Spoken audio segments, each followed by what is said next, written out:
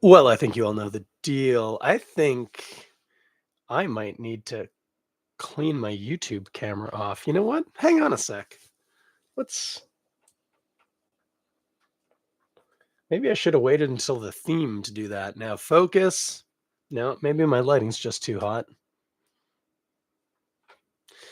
Well, that's gonna have to do. A little too much microphone in my life. There we go. Hey, hey, hey. It's Monday night. I got some more plants in the background because it got cold out and the tropicals had to move inside.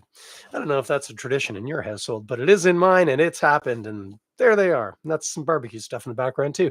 As long as we're talking about things in the background, some bike tires over there. You want to buy a bike tire? I got a lot. I got a really nice Japanese one, but I only got one. So either you're going to need to have a unicycle that takes a 700, or maybe not mind mixing bands. But what are we talking about this for? I've had one heck of a day, and you know what I want? I want two things. I want to hear the sweet, sweet sounds of the Currie brothers playing Link Ray Gun, and then I want to get mouth deep into some beer. I don't know. I don't know, guys. Leave me alone. It's been a tough day. Rob Currie, tell them all about it.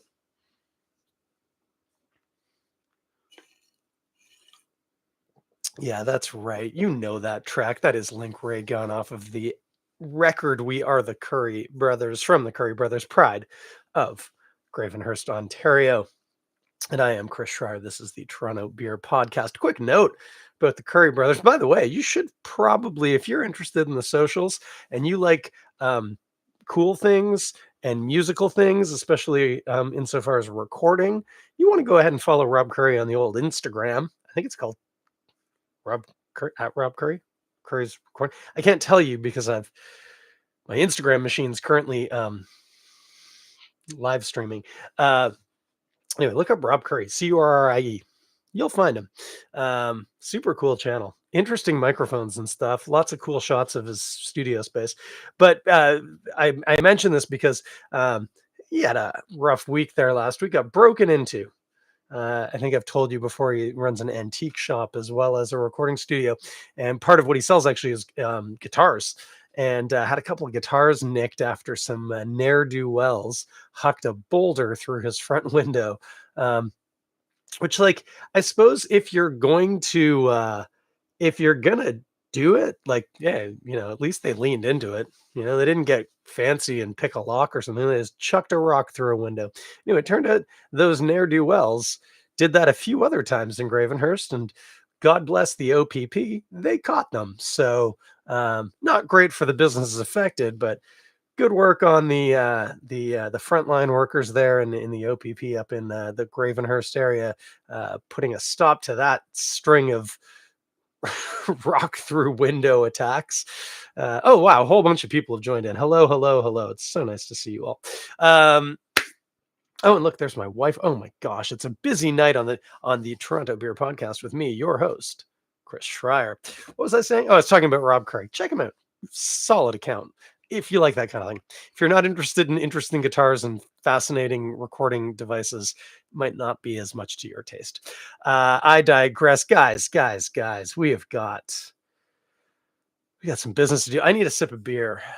I mentioned I've had a heck of a day. Today was not a fun day at work for me. It was just a very busy, dark day. But anyway, not dark literally, by the way, not figuratively. Nothing figuratively dark about the day, just literally dark. Anyway, look what I'm drinking right now. This is not the beer we're drinking tonight, by the way. Why? Well, because it's neither Belgian nor Belgian style. This is Bellweiser Pilsner. Such a delightful label. It actually kind of this and highlight from Rorschach. I just like that. Lean into it. You're making an American Pilsner. It's great. We love it. And yeah, so just go for it. Anyway, this is great. Siren Put says Bellwoods always helps. Oh, I am gonna have a great night. And you'll see why, because this isn't the only Bellwoods I'm drinking tonight. Oh no. Oh yes. It is still Belmont's Belgian Beer Month, which is what I'm calling it. It's the B3. Uh, the BBBM. That's actually, oh no, that sounds like it could be sexual.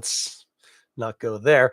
It is the Belmont's Belgian Beer Month. We'll stick with that. Now, when I'd started thinking about Belmont's Belgian Beer Month, some obvious things came to mind. For one, I wasn't going to do a saison because I do saisons all the time. That's not that impressive. The point of Belmont's Belgian Beer Month is to draw attention to Belgian styles that are oft overlooked. Now, I confess, even as I'm saying this, I'm realizing there's a slight flaw to my plan tonight, but we'll leave that for a moment and we'll see if anybody catches it. Last week, if you joined us, I did a triple. This is a classic Belgian style, and in fact, I did a triple, not from Belgium at all, from the Netherlands, but made by Trappist monks. So pretty close. I did openly say I wasn't going to do necessarily all Belgian beers; they had to just be Belgian style, as long as the item that I've selected is a decent interpretation of that style. That's sufficient for me. And indeed, one of the ones that I wanted to do, which of course I've just spotted a small problem with, I thought, man, how am I going to do a lambic? Or if you want to pronounce it properly and also sound a little insufferable when you order in a bar, say lambic. I actually think it might even be like it might be a bit of an ah to the A. It might be a little like lambic. But it's beak, not bic. But we see Lambic, and we go lambic. So I will not judge you if you pronounce it lambic. I might tease you depending on the context if you actually say it properly, because hey, that's just an affectation now. Lambic. Anyway,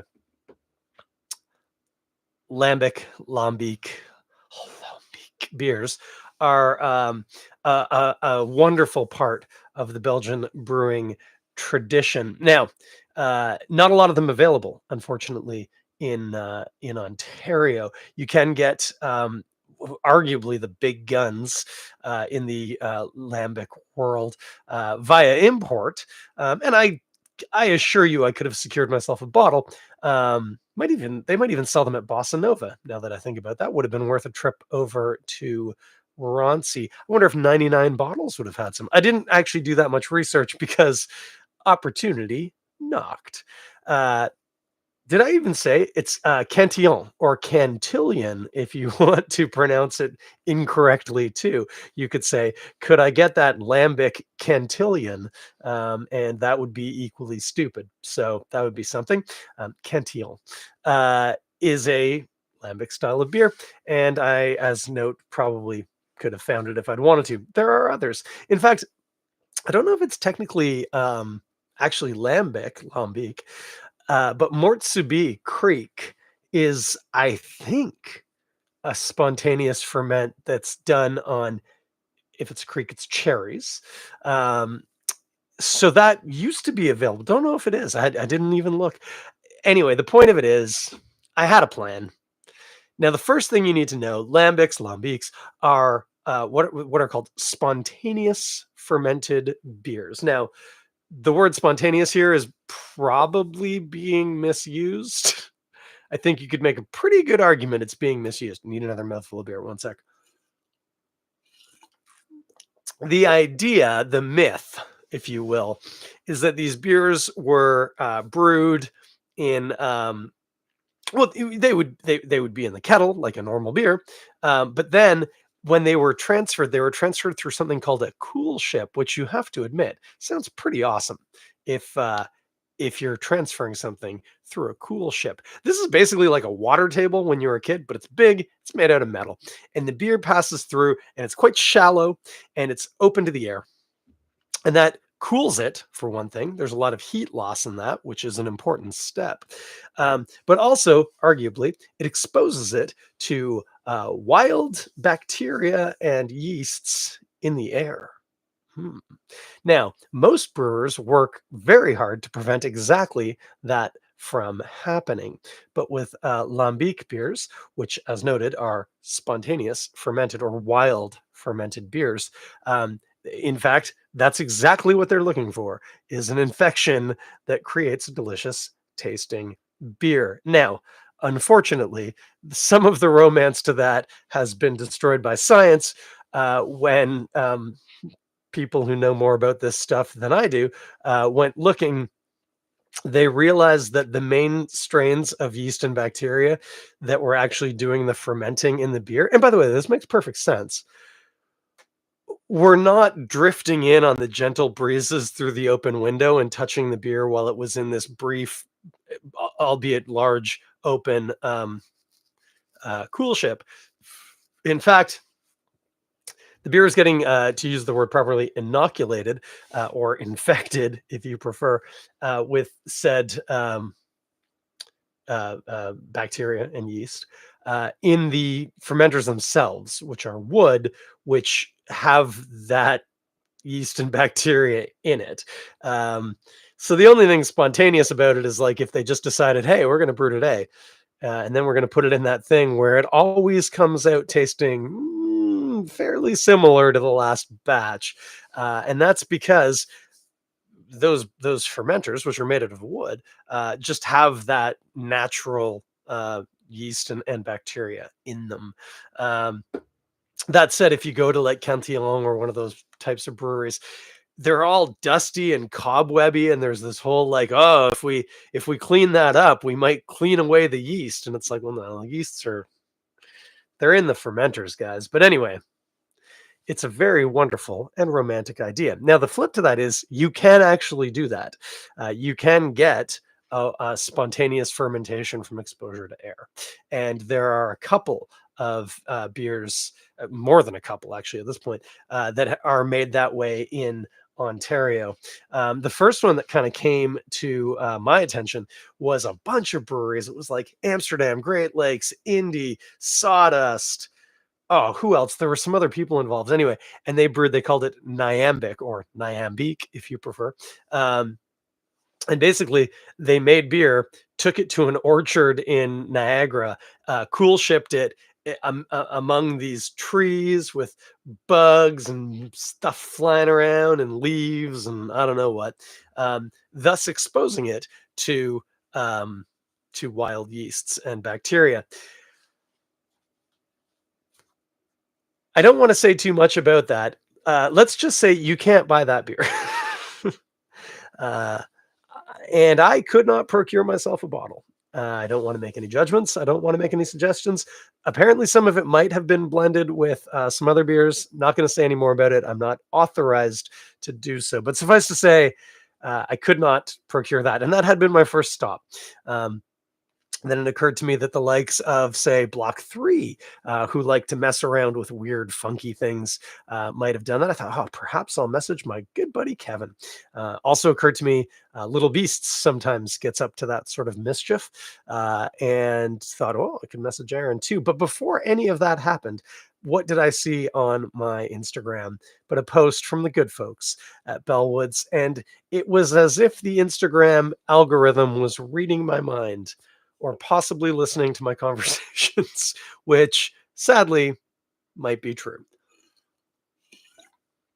The long and short of it was 13 minutes into this episode, I'm first saying we are drinking an Intermodal. This is a 2022 bottling of Intermodal from Bellwoods, which is a cool ship wild yeast fermented ale. That means this beer is going to be sour. That is one of the realities when you let the bacteria just decide how to make this beer. They tend to become quite acidic. As I mentioned earlier, Mortsaby Creek is like that, but then they mix it in with cherries and cherry juice, and that sweetens it somewhat and gives something for that acidity to work off of. There are also beers that you can get in this category, a subcategory called Giz, which is weird to say and weirder to spell. It's got more U's and E's than you expect. I'll tell you that for free. Uh, Giz is when you take older, very sour ones and blend them with newer, not so sour ones. The newer, not so sour ones don't have as much alcohol, but they have less sour. So you can kind of make something a little bit more workable out of it. But the point is, these wild fermented beers tend to be, let's say, challenging to drink if you just drank them the way they came out of the fermenter. So more often than not, they're finished with fruit or a blend, a different beer, just to take some of that edge off.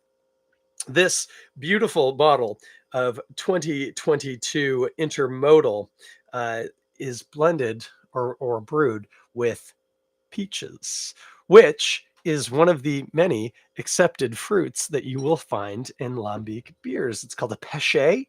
That is, of course, the French word for peach.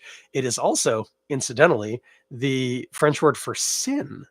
And there's some, I assume, conversation that perhaps that fruit that the serpent convinced Eve to eat, and then Eve convinced Adam to eat. And man, if things didn't go wrong after that, was indeed a peach, not an apple, as you were probably taught if you went to Sunday school in North America. Hey, did you know that Adam and Eve were vegetarian? They didn't eat meat until after they got kicked out of the garden. It's actually explicit in the Bible. They didn't start eating animals until they'd been kicked out of the garden. Fun fact. The Bible says that in a perfect world, we're supposed to be vegetarians. How about that? Now you know. Anyway, I've got this here wine glass. Why? Well, because this is the kind of beer you want to drink out of a wine glass. It's a fancy one. If you're a little worried about spendy bottles, I'm not going to tell you not to buy this, but I am going to warn you, you're not going to like what you see. At 700, no, sorry, it's not even 750, is it? This is a 500 ml bottle. Using the Chris Schreier 1 cent per mil math, that should be about a $5 bottle. Now, let's allow it had to age for a while. Although they did save money on yeast, so give and take. I jest. Also, there's peaches involved and some amount of aging. Anyway, it was $17, so go lightly. But I was about to say it's worth it. I don't know that. I've never had this beer before. I'm going to open it and drink it for the first time right now. That said, I know Bellwoods, and if this wasn't worth it, they would not sell it to you. There are breweries that will sell a beer that they made that they really should pour out. Bellwoods, not one of those breweries. Oh, and don't we just love them for it? Okay, here's what we're going to do. I'm going to open this. I'm going to pour it. I'm not sure how this bottle is going to react. Spontaneous ferments can tend to be a little spontaneous, and maybe that means gushing beer all over my keyboard and crotch. It's all part of the fun, kids. It's all part of the fun. Let's do it. Here we go. Okay, that was a fairly easy open. No surging. It wasn't even all that aggressive when I opened it, so that's positive. We got the bottle here. We got the glass. Just lining things up if you're listening at home. Make sure we get the pour. Here we go.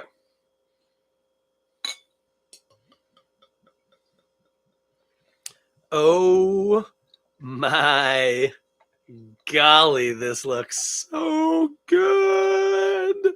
Okay, what are we looking at? Well, a less than clean wine glass, and by less than clean, well, one half of it, it's quite dirty. So I'll keep the cleaner side towards the camera.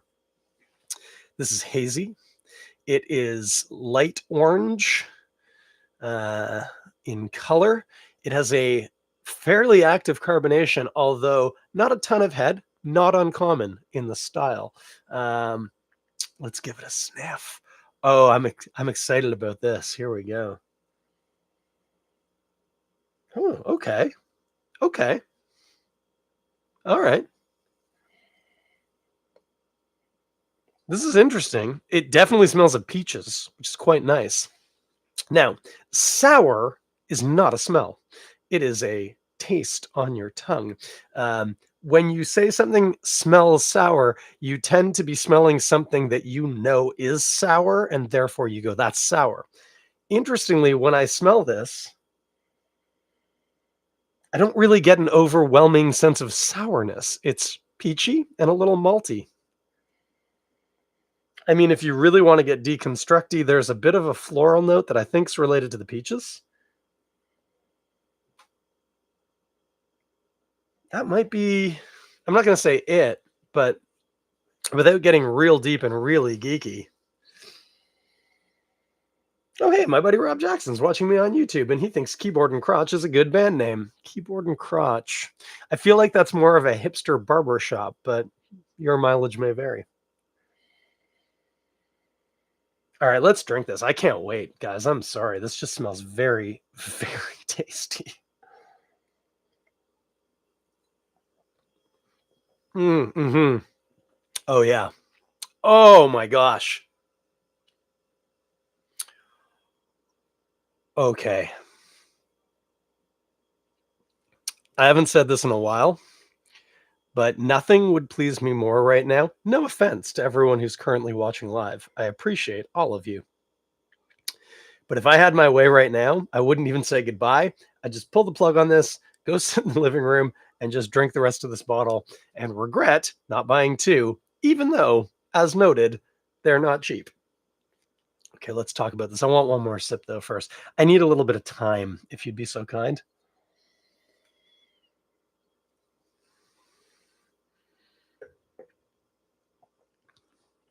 The first thing you need to know about that beer, this beer, is that it's exceptional. That is insanely good. That's one of the best beers I've had in a long time. Now, it's not like a normal beer, right? So we're in a very different territory here. But within my world of drinking a fairly wide array of styles, that is like it's not even head and shoulders. It's a different animal. It's got body parts we can't even imagine. That's a bit of a weird way of putting it. Okay, let me tell you. I just want one more sip. Maybe I was just prolonging things so I could have another sip. Oh, it's so good. Okay, so yes, it's sour, but it's not aggressively sour. It's I would call it tart more than anything. Um, and I make that distinction. I realize those two words are sort of typically interchangeable when you're describing things in English. But to my mind, tart's nice, tart's refreshing, tart's engaging, tart's manageable. Sour is into the realm of it doesn't necessarily unpleasant, but it takes work to like it. So for instance, limeade is tart. Lime juice is sour. Feel me here? See where I'm coming from? Um, this is tart. When I take a sip, which I'm about to do again, because gosh, I just want to keep drinking this beer. Yeah,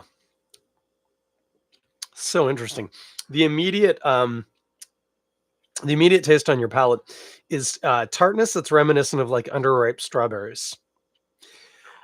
Don't know if you can relate to that, but if you've ever maybe been berry picking and gotten greedy and taken one that you kind of knew probably wasn't quite there yet,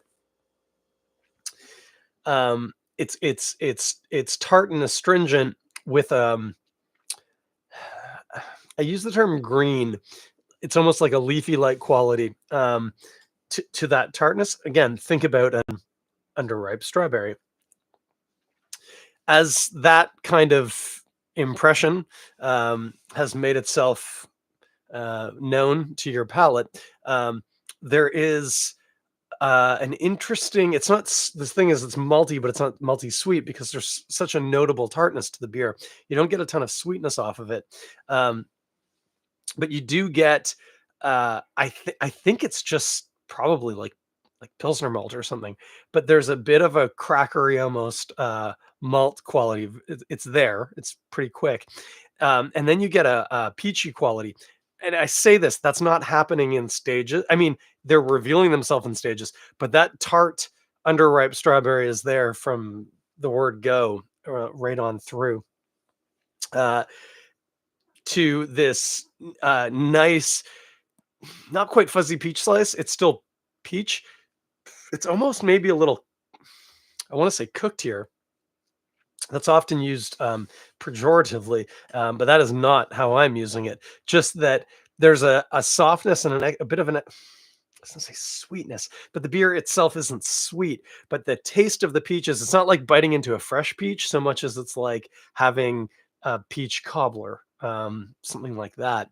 And then the finish is fantastically mixed between tartness and astringency. There's no lingering sweetness. The peachy quality is there, but it kind of drops. It finishes on that fairly tart, astringent note. Um, Again, I say astringent. You don't start thinking about hops. There are almost certainly hops in this beer, but they are not an important flavor or like aroma aspect. Or at least if they are, I'm unaware. Um, they could be adding some of that astringency, some of that bitterness. In a lambic beer, it's normal to use very old hops that have lost most of their aroma, but still have their alpha acids. And in fact, some of them get a flavor that's almost, they say, cheesy. I'm not getting any cheese on this beer, and I'm not disappointed by that.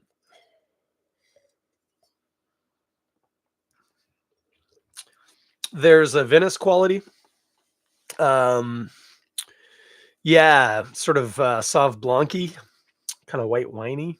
Um, it's because it's a little minerally. There's a minerality to that, which I think is to do with that astringency.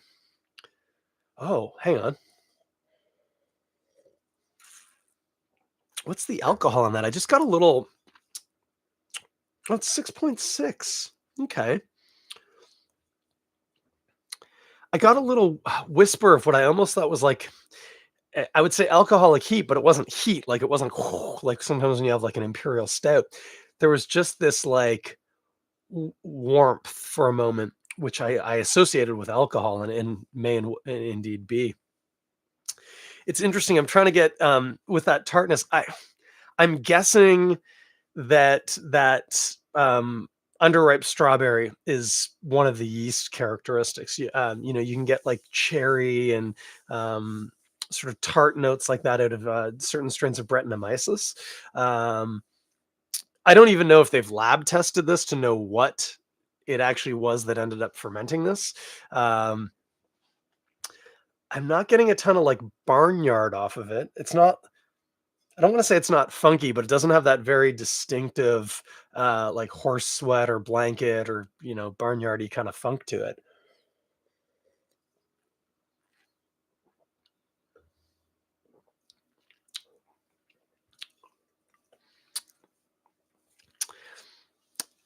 Yeah, it's it's actually, considering it's a spontaneous ferment, it's remarkably clean. Um Again, I think that strawberry note is the major, yeast profile that I'm getting, I think. It's definitely the more prevalent flavor, which would make sense in the context of this beer. Anyway, this is stellar. Oh, a little bit of, yeah, the malt, it's not quite caramelly, especially on the when you've had a moment talking, breathing. Um, there is a little bit of a malty again, sweetness isn't quite the right word in the context of this beer, but there is some malt profile in here.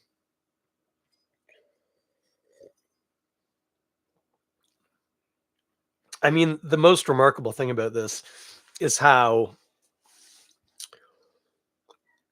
effectively they've managed this beer. Now, I mean, I have no idea how they. I mean, I say I have no idea. I have a rough idea how they went about making this beer. I have no idea the details.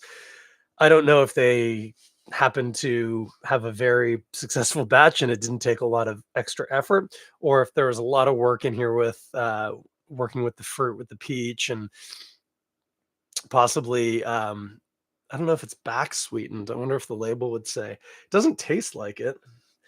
Ingredient says water, malted barley, peaches, wheat, hops, and yeast. Oh, well, that's interesting. They have yeast listed in the ingredients, but it says it's a spontaneous ale with peaches. If you added yeast, is it still spontaneous? It says Intermodal is our 100% spontaneously inoculated wild beer, created in a style inspired by traditional lambic producers. This special edition is a 2-year blend conditioned on an impressive amount of Ontario peaches. Well, count me impressed. It's delicious. I wonder if they just list yeast because it's in there, even if they didn't add it themselves. Probably. That makes sense. Um, they do say it's a blend, which would make sense. It would be remarkable if you made a single beer and it came out tasting like this, and that's part of the art of lambic beer making, not unlike wine making, where a lot of the art and artistry is about blending the wine that you're making to get the most out of the fruits that you've used. Um, by the way, to just pour a bit more in my glass, a bit more from lower down in the bottle, perhaps get some interesting notes from lower down in the bottle. I did not disturb it before I opened it.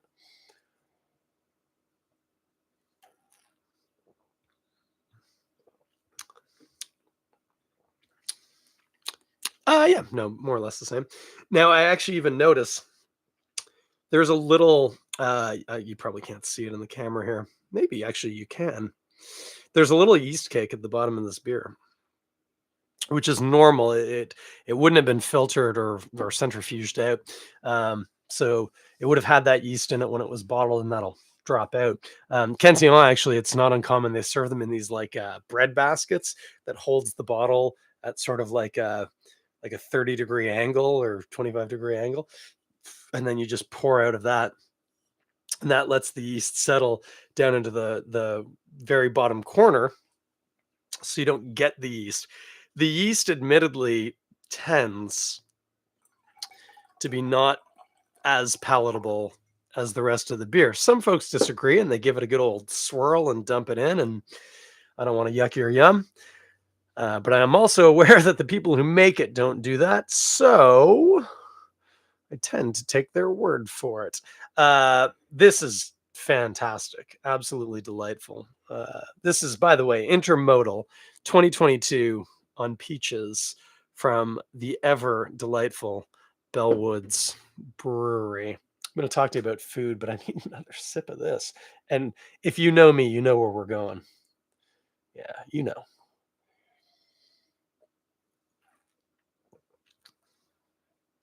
Yeah, I mean, oh, it's so good. Seriously, can I just go? I've been talking so long. It's 32 minutes. Can't we just wrap this up? Um, this is really tasty. It does have a vinous quality to it, not unlike a bit of a white wine, obviously with some notable differences. But beautiful, bright acidity, nice peachy note, that very sharp, underripe strawberry note. Um, just that little bit of heat, a little bit of warmth, real nice. So on the one hand, anywhere that you would think about having a white wine like a Sauv Blanc, this is probably going to work okay. This is going to go really good with pork. If you eat that sort of thing, make yourself a pork chop on the bone if you're brave, and have this with that. You're not going to be sorry about that.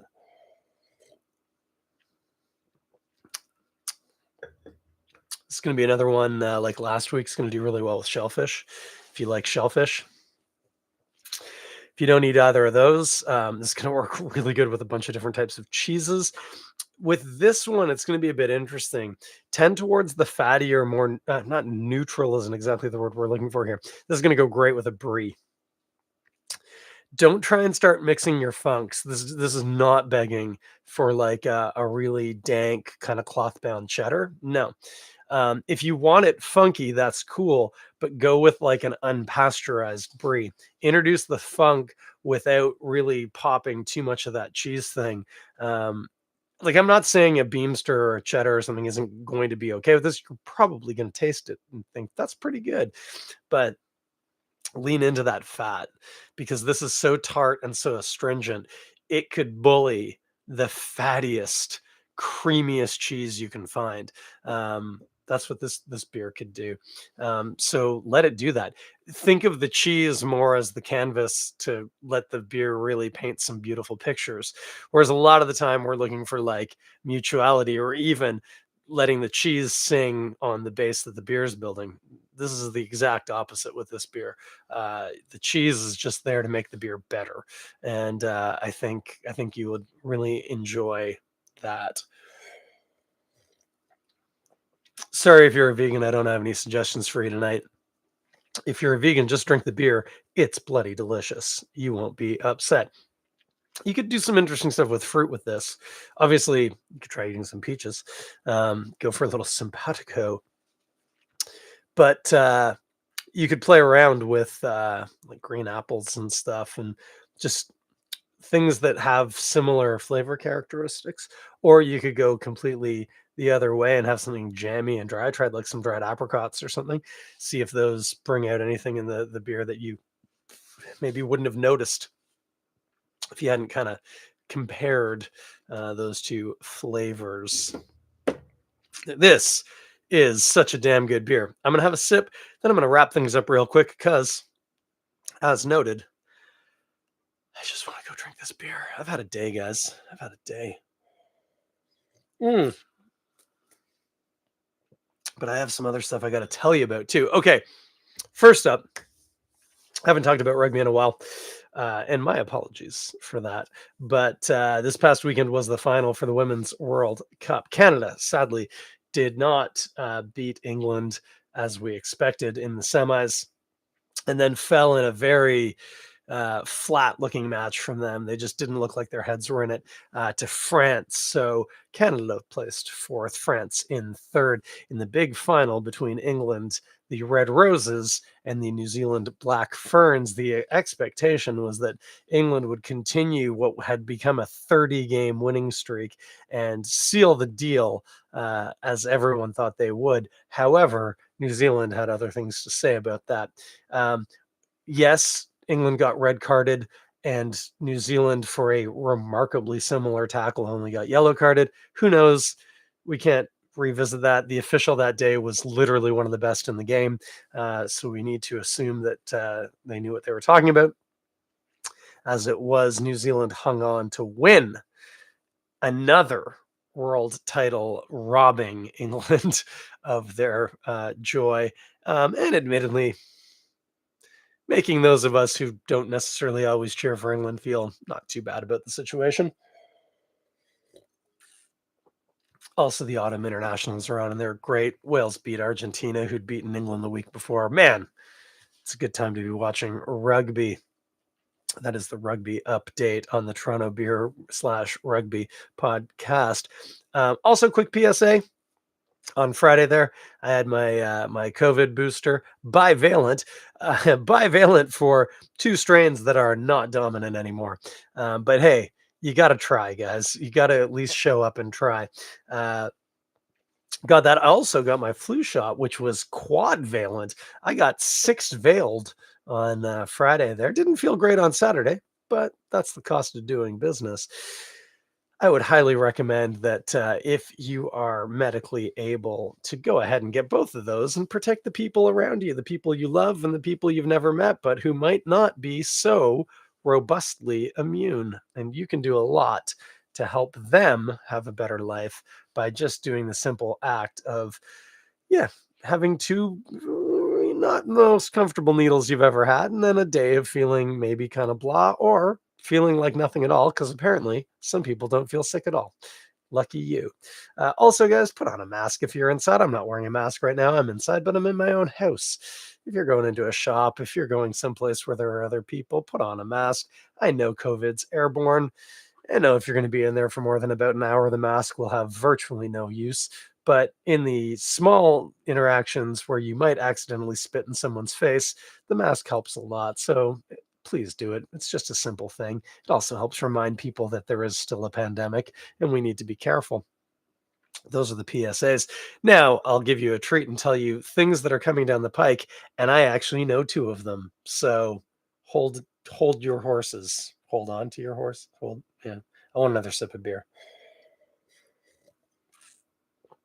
Now, I don't normally promote Black Friday because I think it's stupid, and A little predatory, if I'm honest with you, but a lot of people like that stuff, and if that's you, hey, you do you. Don't buy stuff you don't need. Seems pointless. But the other thing that happens around Black Friday is that people make beers that are related to Black Friday. So, actually, I said I've got two. Shoot! One of them is Blackburn from Left Field. That comes out on Black Friday. And is the other one that I saw Muddy York? It might be Muddy York. Okay, I've forgotten. This is why I'm supposed to make notes. The point is, a bunch of breweries tend to make imperial stouts that come out on Black Friday. And if you like imperial stouts, and golly, I hope you do, because they're real interesting, tasty, complex beers. Any opportunity, any opportunity is a good one. They're not Belgian, so I will not be doing them on the beer podcast this month. But maybe if I pick one up, I'll do it in December. Imperial stouts can be good Christmas beers. Again, very complex, can work well with an array of fairly complex foods, which you might run across at Christmas time. So look up that. Apologies to whoever it is that I forgot. They didn't send me anything. I just saw it come across the bow of social media. But anyway, Black Friday, big stouts coming out. Look them up. Yeah, Goose Island does one. We don't need to talk about that. They don't need any help from me.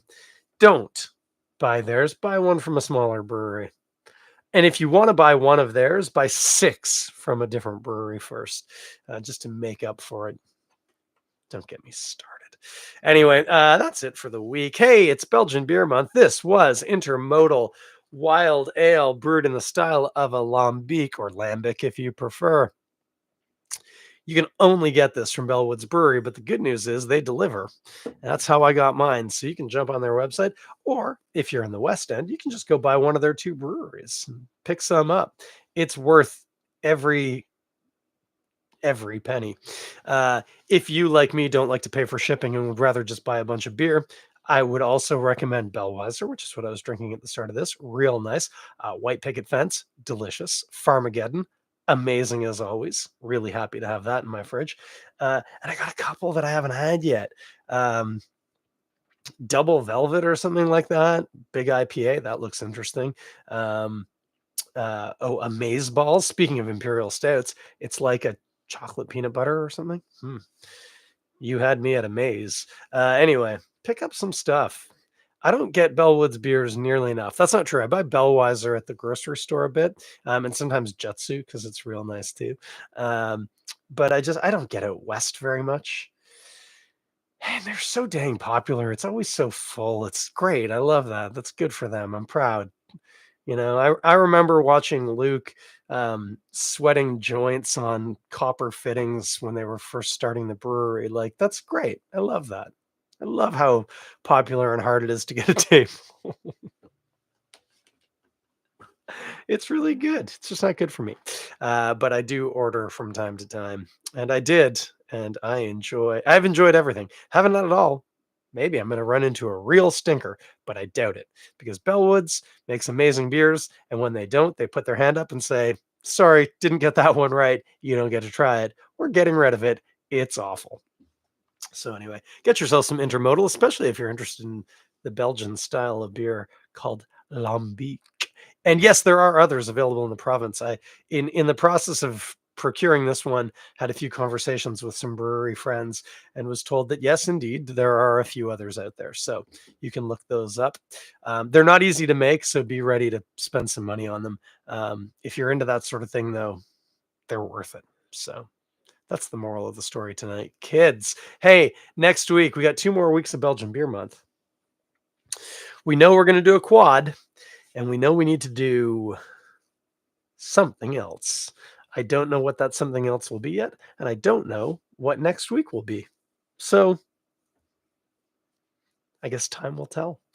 Until then, you have yourself a good week. Be safe out there. Take care of each other, and I will talk at you next Monday around 8:30 or so, because that's when we do on the Treno Beer podcast. Have a good night.